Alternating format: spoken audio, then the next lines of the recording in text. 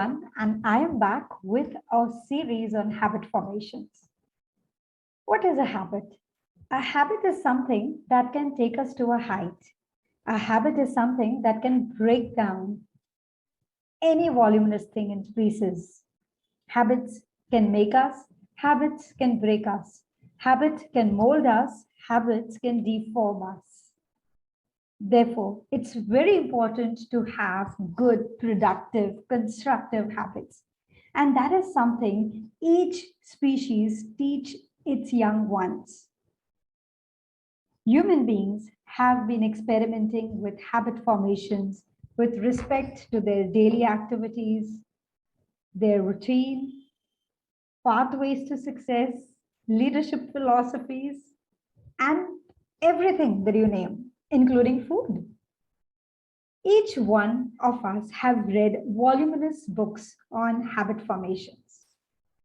We practice it for some time, and then it comes to a pause or hold, and it's like a null.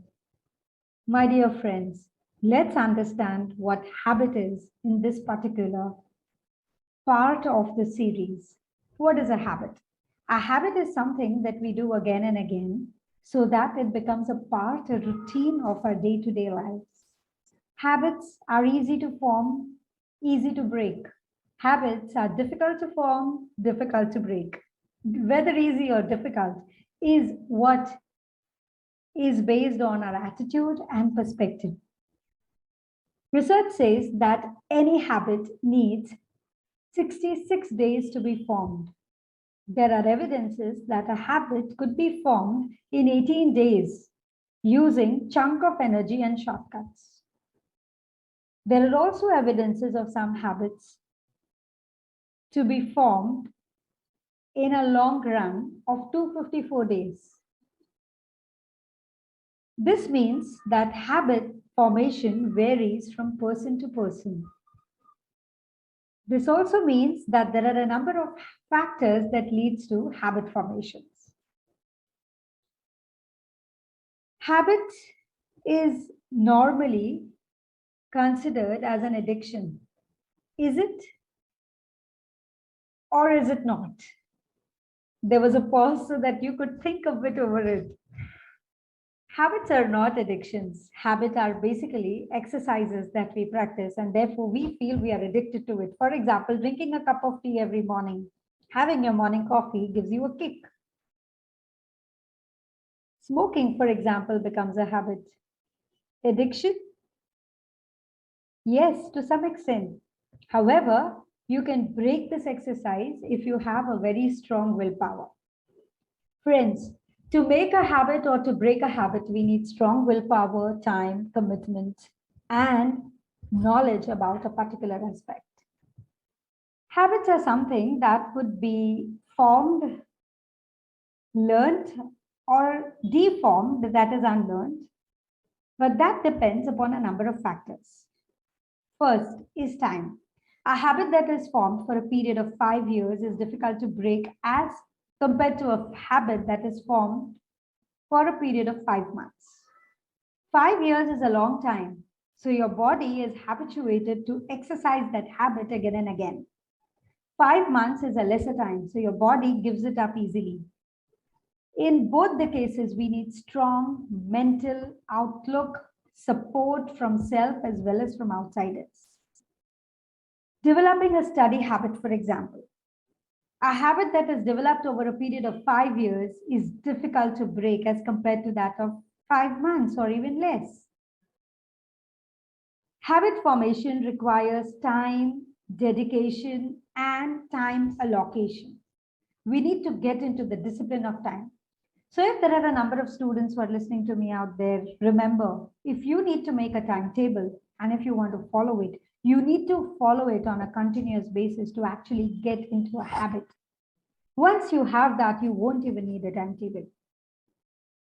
Experts and leaders out there, once you're into strategic planning and you get habituated to that, you would not need any mechanical processes in strategic management. It would come very naturally to you. Talking, for example, becomes a habit. Gardening, for example, becomes a habit. food management and healthy food following becomes a habit. And this is the beauty of habit formation. What it requires is time. The second parameter that habits demand is your biology. When I talk of biology, it means your body, your dedication, mental, physical, emotional, and social. It's very important to have habits that are into you. You need to imbibe the habit. You need to chew it, you need to digest it, you need to swallow it to make it your own. And that is the way habits become a part of personality. If it doesn't become a part of your personality, it's still not your habit. That means you still need to exercise it again and again.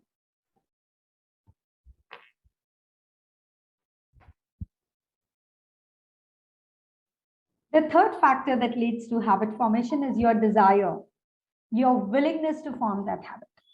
If you have a shaky desire, or if you're in a Zukta position mentally, then your habit would also be in a Zukta position, not regular, very irregularly formed one. However, a very strong desire and mental alertness, commitment that the habit needs to be followed again and again, persistence in doing something is very important when we have habit formation techniques and exercises. Blended with the fourth component of being your personality. The habit that I have would be very different from a habit that you have. I may not be able to control a piece of sweet that I see somewhere and just gulp it off. However, if I compare that to someone else, the other person would be disciplined and would categorize and say, okay, I'm going to have this after a meal. So our personalities determine our habits. The sweet may become my meal, and for the other person, the meal has a part of the sweet. So that is what is a different. When I say a sweet, it could be a dessert, it could be a chocolate, it could be anything that you cherish, which you enjoy, which you devour. However, the example of food was selected because we all can relate to it, can't we? Habits, my dear friends, are something that are important, that needs to be formed. We have understood four perspectives to habit formation, namely time, biology, desire, and personality. These four will decide how strong your habit would be. Hold on, more is to be there.